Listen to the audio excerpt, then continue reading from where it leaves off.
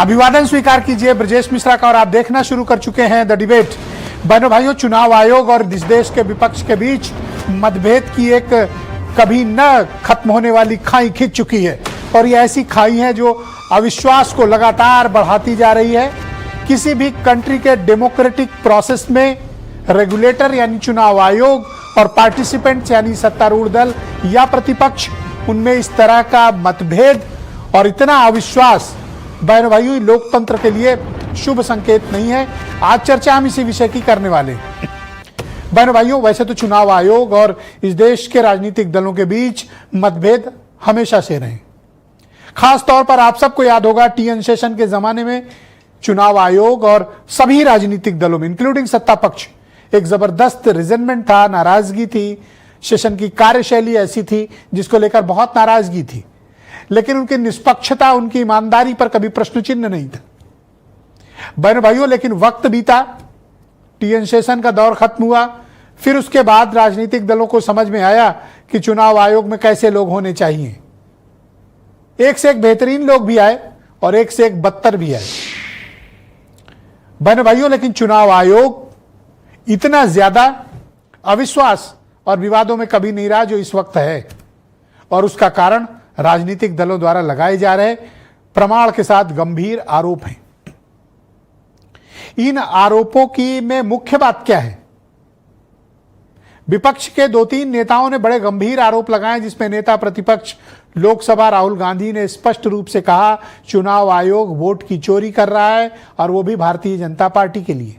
उन्होंने महाराष्ट्र का उदाहरण दिया, उन्होंने कर्नाटक का उदाहरण दिया और प्रमाण के साथ अपनी बातें रखी।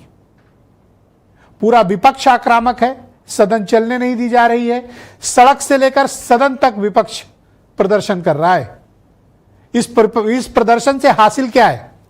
बहनों भाइयों, तकरीबन 2 सप्ताह का समय बीतने के पश्चात राहुल गांधी ने जो एक पावर पॉइंट प्रेजेंटेशन देश की मीडिया के सामने दिया, उसके बाद ज्ञानेश कुमार मुख्य चुनाव आयुक्त सामने आए। उन्होंने कहा कि चुनाव आयोग पर आरोप लगाना संविधान पर आरोप लगाना है। चुनाव आयोग पर वोट चोरी का आरोप लगाना संविधान का अपमान है। बहनों भाइयों, चुनाव आयोग राहुल गांधी के आरोपों का स्पेसिफिक जवाब क्यों नहीं देता?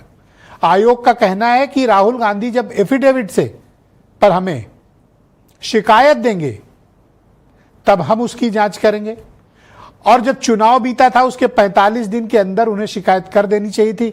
अब की शिकायत का कोई मतलब नहीं, यानी चुनाव आयोग कोई भी जांच नहीं कराएगा। नंबर 1 बात। एफिडेविट की जहां तक बात है तो समाजवादी पार्टी ने 2022 के चुनाव के बाद 18,000 एफिडेविट दस्तखत करके दिए थे। आयोग ने क्या उस पर कोई कार्रवाई की? आज अखिलेश यादव लोकसभा के बाहर पावती और रसीद मिलती है चुनाव आयोग की शिकायत स्वीकारने की, उसको बांट रहे थे।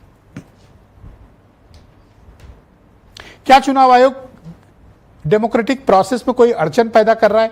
बिहार का एसआईआर जो स्पेशल इंटेंसिव रिवीजन है वो बताता है कि 65 लाख मतदाताओं के नाम कट रहे हैं। शायद देश में ये पहली बार ऐसी प्रक्रिया चल रही होगी जहां मतदाताओं को जोड़ने नहीं बल्कि काटने की प्रक्रिया चल रही है। ये हैरान भी करती है कई बार।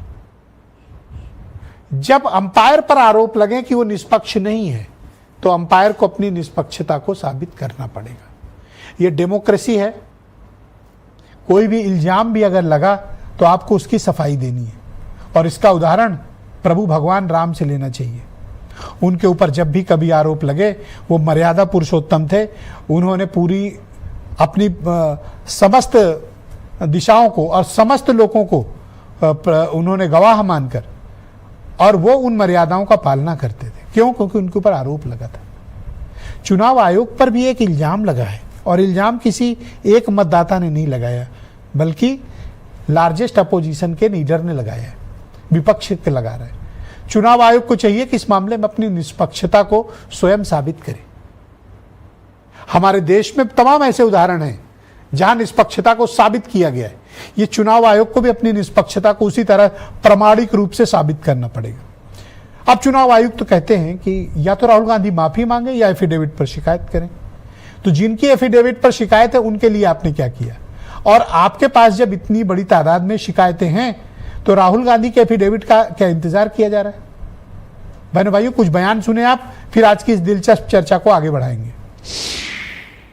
पूरे हिंदुस्तान में विधानसभा के चुनाव, लोकसभा के चुनाव चोरी किए जा रहे हैं और इनकी आखिरी साजिश यह है कि बिहार में एसआईआर करके नए वोटरों को जोड़कर, वोटरों को काटकर ये बिहार का चुनाव चोरी करें। हम इन्हें ये चुनाव चोरी नहीं करने देंगे।